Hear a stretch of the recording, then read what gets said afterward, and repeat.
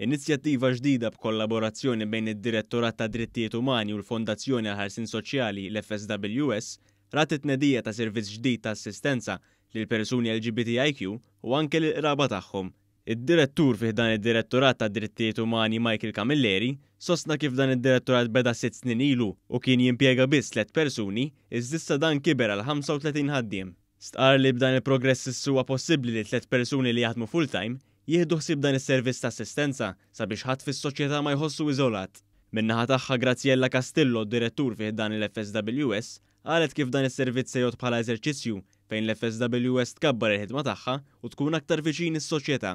Il-Ministru għall-Ġustizzja Soċjali u l-Familja Michael Falzon stqar li dan is-servizz huwa pass ieħor għat-tisħiħ ta' dawn id-drittijiet u awgura wkoll għal aktar kollaborazzjoni bejn l-entitajiet tal-Gvern. Is-servizz tal-lum l-għonet huwa turija oħra ta' kemm dan huwa gvern maqut u gvern li kapaċi naħdmu ma' xulxin. Għal darbora hu pjaċir qed nikkollaboraw żewġ ministeri qed nikkollaboraw ukoll anke d-direttorati fejn dan l-FSWS u f'dak li huma drittijiet tal-bniedem u dan huwa ftehim li dak li hemm miktub fil-karta naraw kif ħanġibuh fir-realtà. Min-naħa tiegħu il-Ministru għall-Ugwaljanza u Bonnici tanna l-importanza li l-Gvern ikun jaf il-bżonnijiet tan-nies hekk kif il-liġijiet waħedhom ma jġibux il-bidla li hemm bżonn.